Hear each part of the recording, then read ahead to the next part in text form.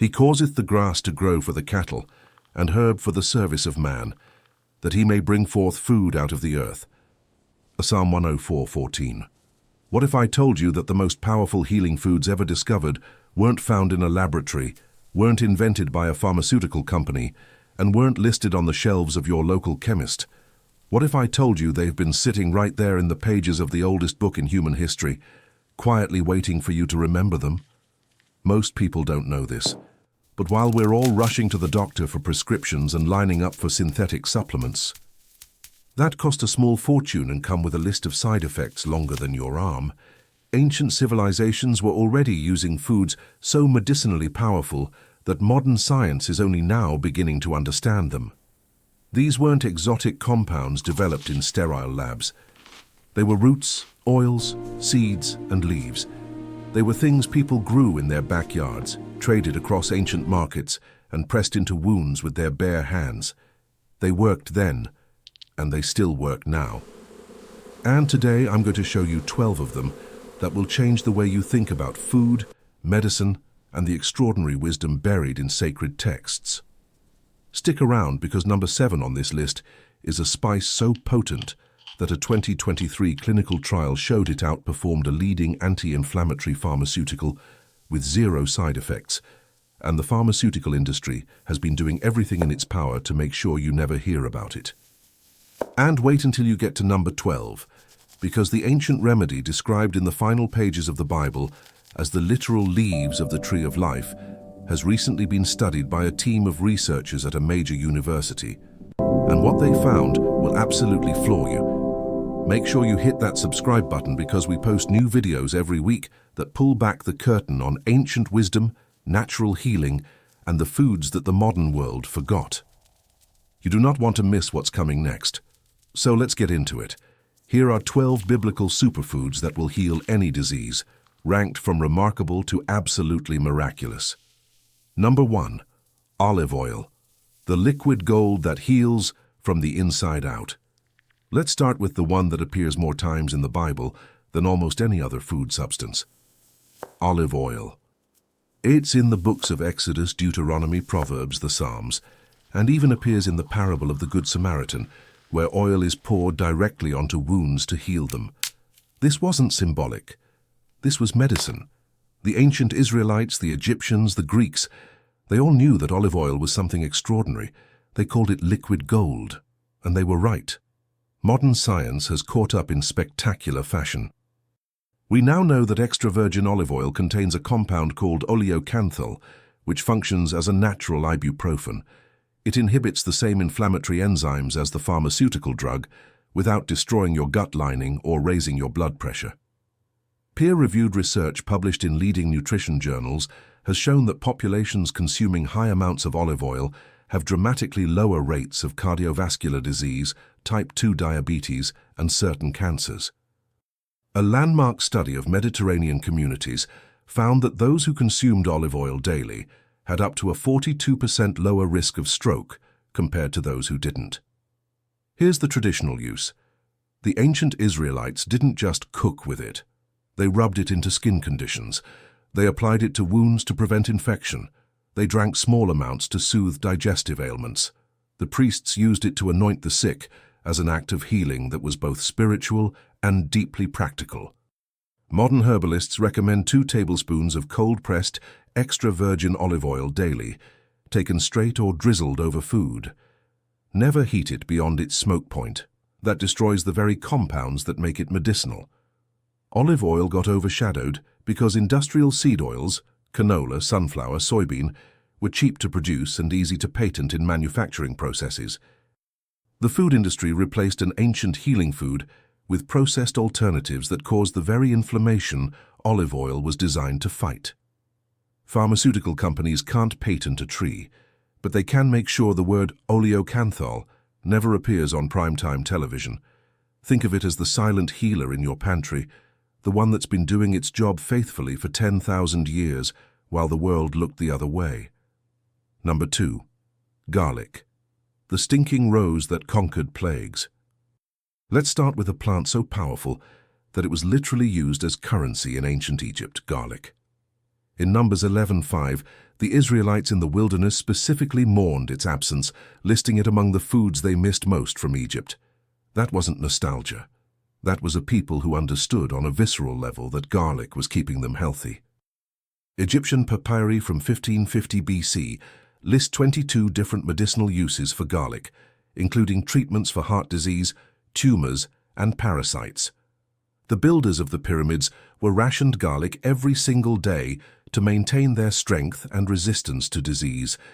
Modern research confirms what these ancient civilizations discovered empirically over thousands of years. Garlic contains allicin, a sulfur compound released when the clove is crushed or chopped. Clinical trials show that allicin has potent antibacterial, antiviral, antifungal, and anti-inflammatory properties. A study published in a peer-reviewed journal found that people who took aged garlic extract during cold and flu season had 61% fewer sick days than those who didn't. Research into cardiovascular health shows garlic lowers LDL cholesterol, reduces arterial stiffness, and can measurably reduce blood pressure in hypertensive patients. Here's how people used it. Raw and crushed was always the most potent method. The Egyptians would crush garlic and mix it with animal fat to create a topical treatment for skin infections. Ancient Greek athletes ate raw garlic before competition to boost endurance. The traditional use today follows the same principle. Crush a clove.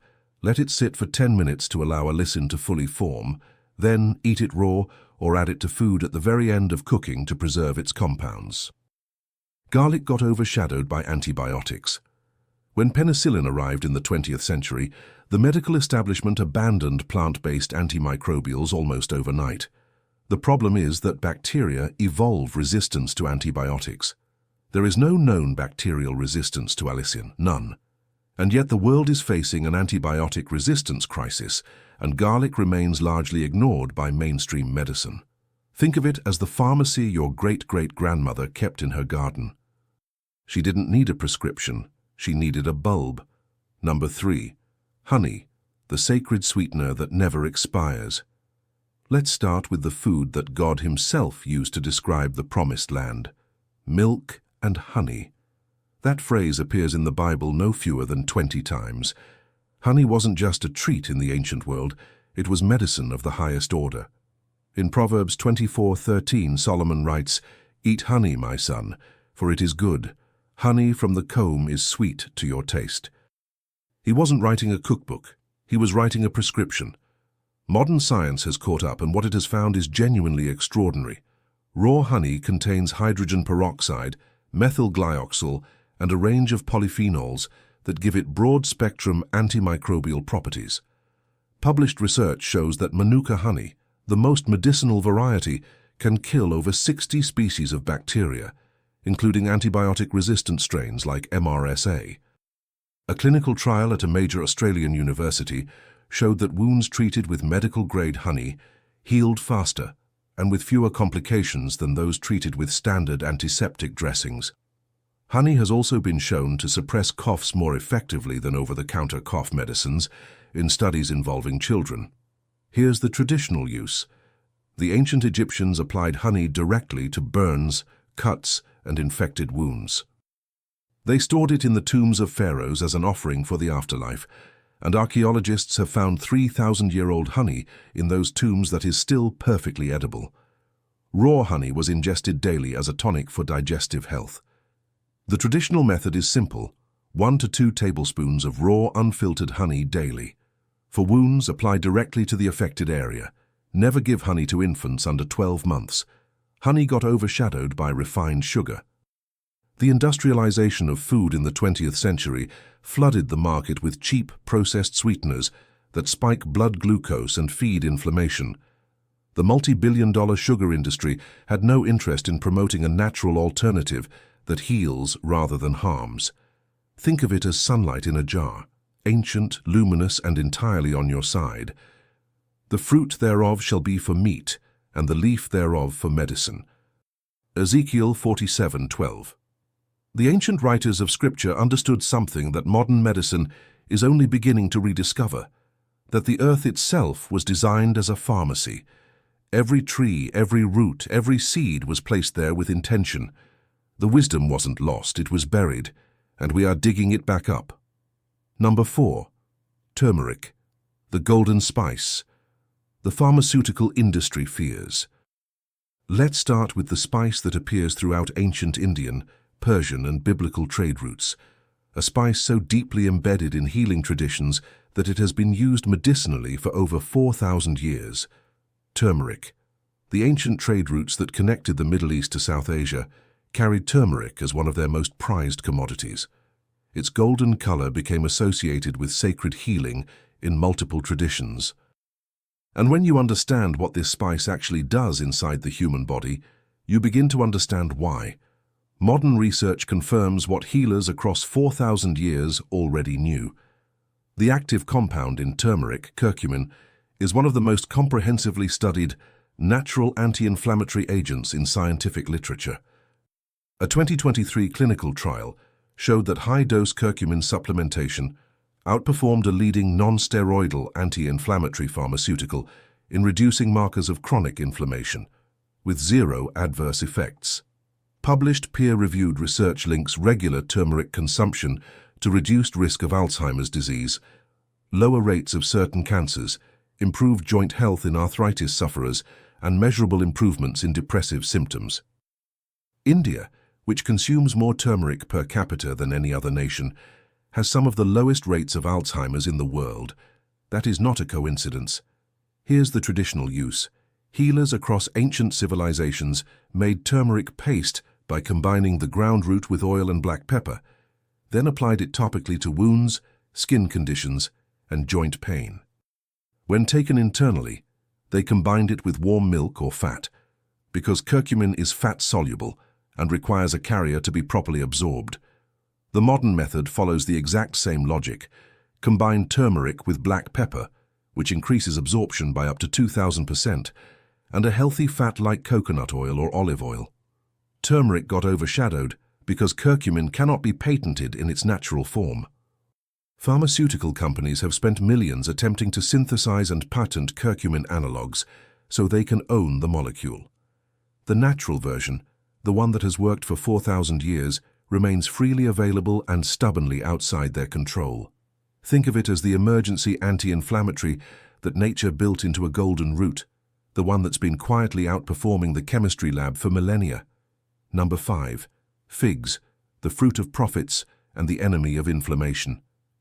Let's start with the fruit that appears in the very first pages of Genesis. The fig tree is one of the most symbolically and medicinally significant plants in all of biblical literature. When King Hezekiah was struck with a life-threatening infection, the prophet Isaiah ordered a poultice of figs to be placed on the wound, and the king recovered. This wasn't folklore. This was ancient clinical medicine recorded in the book of Isaiah, chapter 38. Figs were among the 7 species of the Promised Land, and ancient peoples from the Israelites to the Romans valued them as both food and medicine. Modern science has caught up in ways that would have astounded Isaiah. Figs contain a remarkable compound called phycin, a proteolytic enzyme with powerful anti-inflammatory and antimicrobial properties. Research shows that fig leaf extract significantly improves insulin sensitivity, making it highly relevant to the global diabetes epidemic.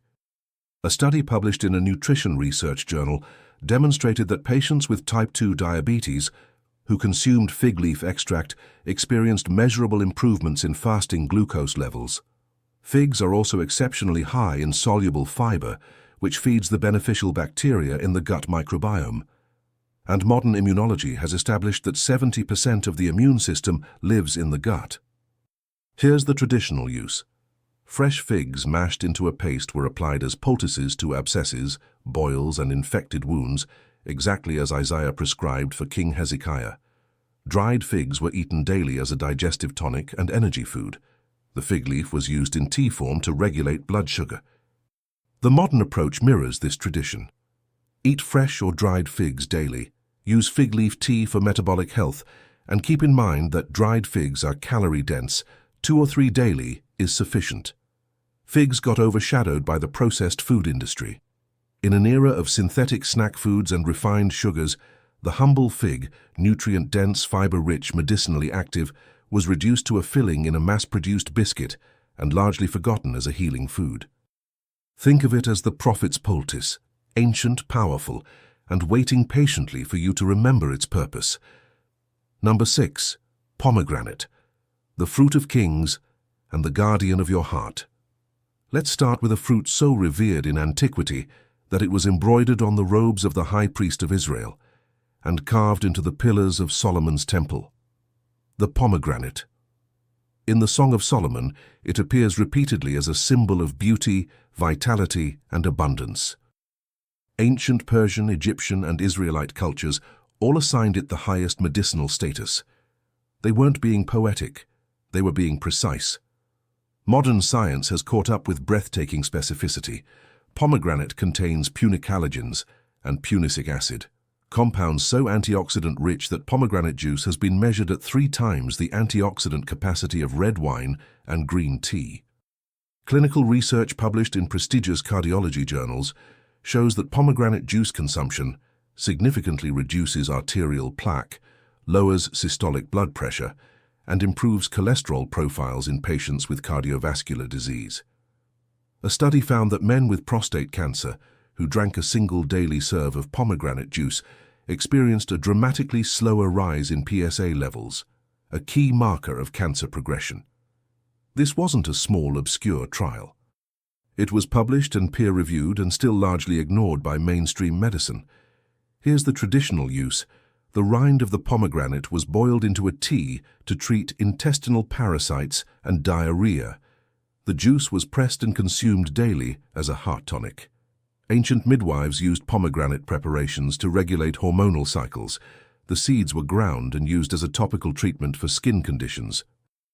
Today, the most potent delivery is fresh pomegranate juice, or the whole fruit, the white pith included, as it contains significant concentrations of beneficial polyphenols. Pomegranate got overshadowed by the global dominance of carbonated soft drinks and cheap processed fruit juices that contain almost no beneficial compounds. The marketing budgets of major beverage companies dwarf anything the pomegranate could ever compete with in the modern marketplace. Think of it as the king's medicine, the crimson fruit that carries 1,000 years of cardiovascular wisdom inside every jeweled seed. A merry heart doeth good like a medicine, but a broken spirit drieth the bones. Proverbs 17:22. The ancient writers understood that healing is not merely physical. The scriptures consistently link spiritual and emotional well-being to physical health, a truth that modern psychoneuroimmunology has now confirmed through peer-reviewed research. Stress, grief, and hopelessness suppress immune function in measurable, documented ways. The wisdom was always there. We just stopped listening. Number 7. Black seed, the remedy for everything but death. Let's start with a seed so extraordinary that the Prophet Muhammad reportedly said it was a remedy for every disease except death. The black seed, Nigella sativa, has been found in the tomb of Tutankhamun, written about in the works of the ancient Greek physician Dioscorides, and referenced in Isaiah 28 as a healing seed cultivated with divine instruction. This wasn't a minor botanical curiosity. This was the most prized medicinal seed in the ancient world, used across multiple civilizations and multiple millennia. Modern science has caught up, and what researchers have found is nothing short of extraordinary. Black seed contains a compound called thymoquinone, one of the most comprehensively studied natural bioactive compounds in modern pharmacology. Clinical trials have demonstrated that thymoquinone exhibits potent anti-cancer properties in laboratory settings, with studies showing it can trigger apoptosis, programmed cell death, in cancer cells while leaving healthy cells unharmed. Published research shows black seed oil significantly reduces fasting blood glucose in type 2 diabetes patients, lowers blood pressure, reduces asthma symptoms, and modulates immune function in autoimmune conditions. This is the seed the 2023 trial was referencing when it outperformed the leading anti-inflammatory pharmaceutical, and the results caused genuine alarm in certain sectors of the pharmaceutical industry. Here's the traditional use: 1 teaspoon of black seed oil daily, taken straight or mixed into honey, was the classical prescription across Islamic, Egyptian, and Greco-Roman medical traditions. For respiratory conditions, the seeds were boiled and the steam inhaled. For skin conditions, the oil was applied topically. Ground black seeds were added to bread and food as a daily preventive medicine. Modern practitioners recommend starting with half a teaspoon and building up as the flavor is intense and the compound is genuinely bioactive. Black seed got overshadowed because thymoquinone, in its natural plant form, cannot be easily standardized, manufactured and sold at pharmaceutical margins.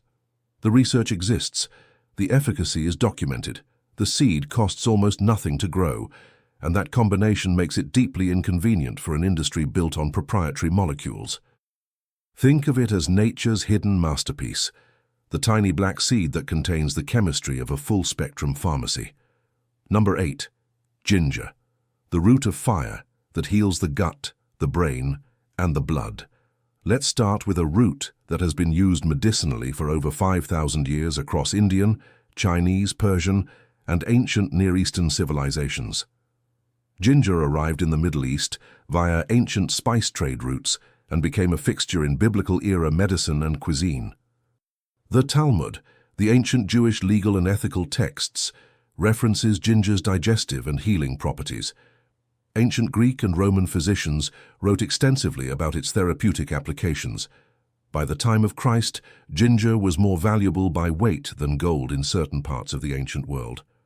Modern research confirms that this ancient reverence was entirely justified. Ginger contains gingerols and shogalls, compounds that deliver powerful anti-inflammatory, anti-nausea, and analgesic effects. Clinical trials have shown ginger to be as effective as common anti-nausea medications for chemotherapy-induced nausea without the sedating side effects. Research published in peer-reviewed arthritis journals has demonstrated that ginger extract significantly reduces pain and stiffness in osteoarthritis patients. Emerging research into ginger's effect on the brain is particularly exciting. Studies suggest that regular ginger consumption may protect against neuroinflammation, the underlying driver of Alzheimer's disease and Parkinson's disease. Here's the traditional use. Fresh ginger was steeped in boiling water to make medicinal tea for digestive complaints, nausea, and respiratory infections. Ground-dried ginger was mixed with honey to treat coughs and sore throats. Ginger poultices were applied to arthritic joints to reduce swelling and pain. The modern application is remarkably similar. Fresh ginger tea made by steeping sliced fresh root in hot water for 10 minutes is one of the most accessible and effective medicinal preparations available to you right now, today, from any fruit and vegetable shop in the country.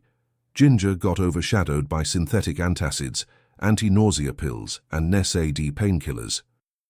A root that has demonstrably worked for 5,000 years was quietly set aside in favor of branded pharmaceuticals that treat symptoms without addressing underlying causes, and that come with dependency risks and gastrointestinal side effects that ginger simply does not cause. Think of it as the fire that heals from the inside out, the ancient root that clears the gut, calms the storm, and sharpens the mind all at once. Number 9. Frankincense, the sacred resin that modern science has finally unlocked. Let's start with the substance so sacred that it was one of the 3 gifts brought by the Magi to the infant Jesus. Frankincense. The resin of the boswellia tree was burned in the tabernacle and the temple as an offering to God, prescribed by Moses himself in Exodus 30 as a component of sacred incense. But the ancient world didn't only burn it, they ingested it, applied it, and breathed it as therapy. The ancient Egyptians used frankincense resin to treat arthritis, heal wounds, and stop hemorrhage. The ancient Arabs chewed it for digestive complaints and oral health. They knew this resin was something exceptional. Modern science has caught up, and the compound responsible for frankincense's healing power has now been isolated and studied extensively. It's called AKBA, acetyl-11-keto-beta-boswellic acid, and it is one of the most potent natural anti-inflammatory compounds ever studied. Clinical trials have demonstrated that boswellia extract significantly reduces symptoms in patients with rheumatoid arthritis, with results comparable to leading pharmaceutical anti-inflammatories, but without the gastrointestinal damage those drugs cause. Research published in peer-reviewed oncology journals has shown that AKBA can inhibit the growth of certain cancer cell lines. Perhaps most remarkably, a study at a major European university found that burning frankincense activates ion channels in the brain that relieve anxiety and depression, a discovery that gave scientific credibility to the ancient practice of using sacred smoke as a therapeutic tool. Here's the traditional use. Boswellia resin was dissolved in warm water and drunk as a tea for joint pain and inflammatory bowel conditions. The resin was chewed directly to treat gum disease and digestive complaints. The smoke was inhaled for respiratory and neurological benefit. Today, Boswellia supplements standardized to contain AKBA are available and well researched. For arthritis specifically, the evidence base is genuinely impressive.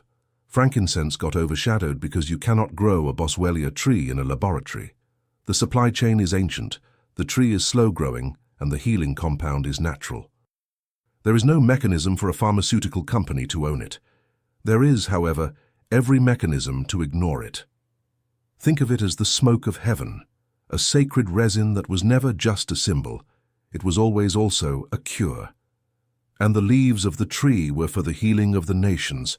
Revelation 22:2. This verse from the final pages of the Bible describes the tree of life, whose leaves are designated for the healing of all people. Ancient readers understood this to be both spiritual and literal. The natural world itself, its roots, its resins, its seeds and leaves, was given to us as medicine, not as a supplement to healing, as healing itself. Number 10. Cedar, the tree of kings and the antiseptic of the ancient world. Let's start with a tree so majestic and so medicinal that it became the national symbol of Lebanon and the construction material of Solomon's temple. The cedar. In Leviticus 14, Moses prescribed cedar wood in specific purification and healing rituals. In Numbers and Psalms, cedar is referenced as a symbol of strength and long life, but the ancient use of cedar went far beyond symbolism. Cedar oil extracted from the wood of the Cedrus libani tree was used across the ancient Near East as an antiseptic, an insect repellent, a preservative, and a treatment for skin conditions, including fungal infections and psoriasis. Modern science has caught up with compelling results. Cedar wood oil contains cedrol and alpha-cedrine, compounds with documented antimicrobial, antifungal, and anti-anxiety properties. Research published in dermatology journals has shown that cedar oil can effectively inhibit the growth of common fungal pathogens responsible for skin and nail infections. Studies examining cedrol's effect on the nervous system have found it to have a measurable sedative effect, reducing heart rate and promoting relaxation in documented clinical trials. Aromatherapy research confirms that inhaled cedar oil reduces anxiety and promotes deeper sleep, a use that ancient peoples discovered empirically, and modern science is now validating through controlled study. Here's the traditional use. Cedar shavings were burned to disinfect spaces and repel insects that carried disease. Cedar oil was applied to wounds to prevent infection. Cedar-lined storage was used to preserve food and clothing from pest damage, an early understanding of its antimicrobial properties. Ancient Egyptians used cedar oil in the embalming process, recognizing its extraordinary preservative and antimicrobial power. Today, pure cedar essential oil can be diluted in a carrier oil and applied topically to fungal infections or diffused at home as a therapeutic anxiety-reducing agent. Cedar got overshadowed by synthetic antifungal creams, pharmaceutical sleep aids, and chemical insect repellents. This wasn't because cedar was less effective. It was because cedar cannot be owned, cannot be patented, and cannot be sold at the margins that pharmaceutical products command. Think of it as the ancient temple in a bottle, a tree so powerful that God himself chose it to house his dwelling place on earth. Number 11. Hyssop, the purifier, that science is only beginning to understand. Let's start with a plant that appears throughout the Old and New Testaments in contexts that are always associated with purification and healing. Hyssop. In Psalm 51, David cries, "Purge me with hyssop, and I shall be clean." In Exodus, Moses commanded the Israelites to use bundles of hyssop to apply the blood of the Passover lamb to their doorposts. In the New Testament, a sponge soaked in vinegar was offered to Jesus on the cross on a branch of hyssop. This plant was not peripheral to ancient life, it was central to it. Modern science has caught up and the results are remarkable. Hyssop contains rosmarinic acid, ursolic acid, and a compound called pineocamphone, which has documented antiviral, antibacterial, and expectorant properties. Research has demonstrated that hyssop extract is effective against herpes simplex virus in laboratory settings, inhibiting viral replication with measurable efficacy. Studies have shown that hyssop tea functions as a genuine expectorant, loosening mucus in the respiratory tract and easing productive coughs.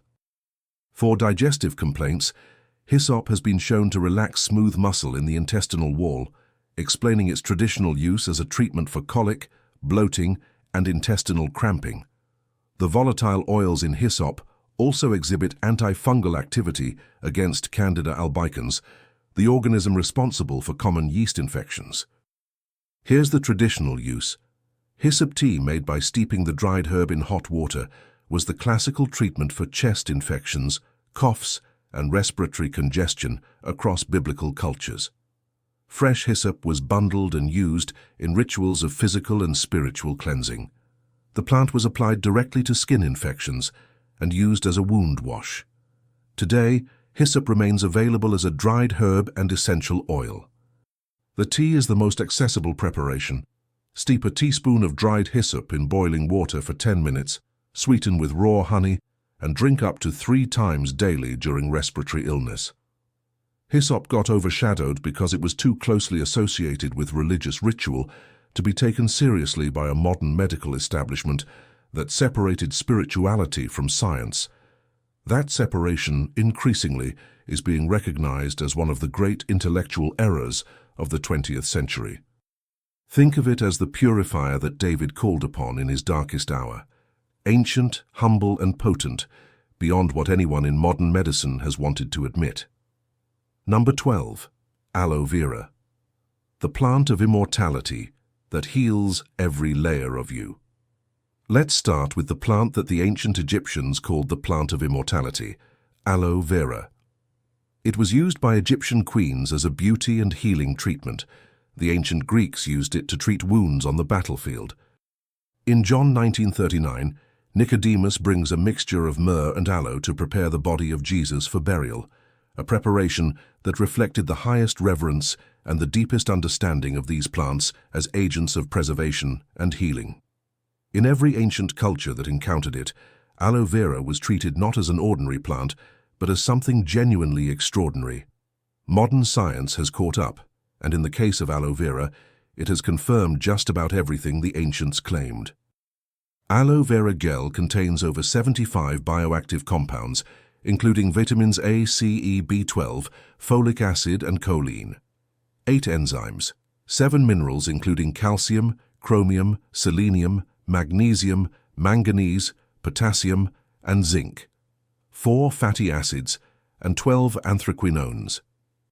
Research published in peer-reviewed burn and wound care journals has shown that aloe vera gel promotes wound healing significantly faster than silver sulfadiazine, the standard pharmaceutical treatment for second-degree burns. Clinical trials have demonstrated that aloe vera gel reduces dental plaque as effectively as chlorhexidine mouthwash, without the harsh side effects. Studies have shown measurable reductions in fasting blood glucose in type 2 diabetes patients who consume aloe vera gel regularly. For skin conditions including psoriasis, eczema, and radiation-induced dermatitis, the evidence base for aloe vera is among the strongest of any natural botanical remedy. Here's the traditional use. The fresh gel was cut from the leaf and applied directly to burns, wounds, and skin conditions. The Egyptians mixed the gel with other botanicals to create skin preparations. The juice of the plant was consumed internally for digestive ailments, constipation, and as a general health tonic. In Ayurvedic medicine, aloe vera was prescribed for virtually every system of the body. Today, the most potent preparation remains the fresh leaf. Grow a plant at home, cut a leaf, and apply the fresh gel directly.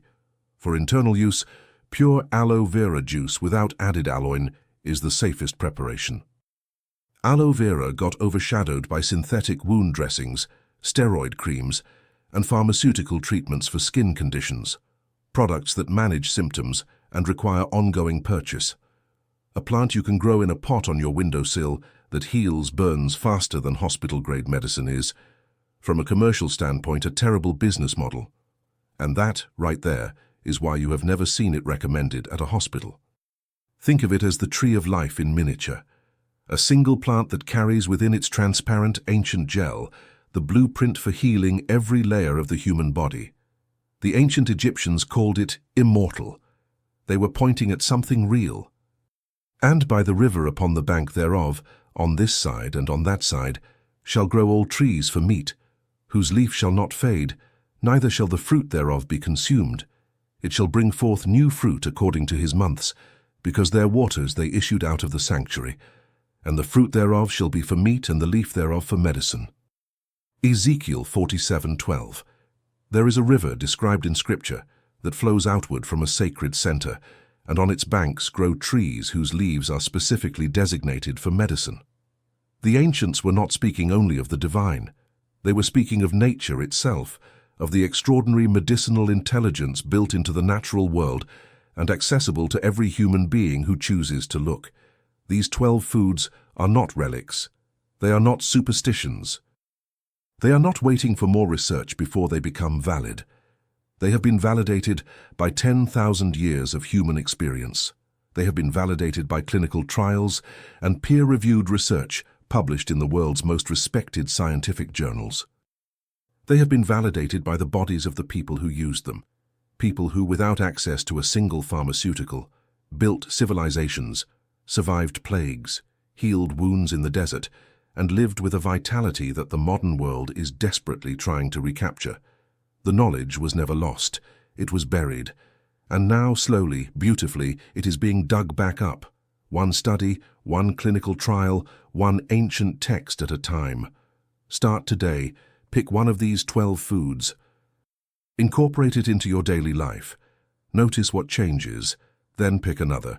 The ancient pharmacy is open. It has always been open. You just needed to remember where the door was. If this video changed the way you think about food and healing, please share it with someone who needs to hear it. Subscribe for more ancient wisdom, natural health, and the secrets the modern world forgot. We'll see you in the next one.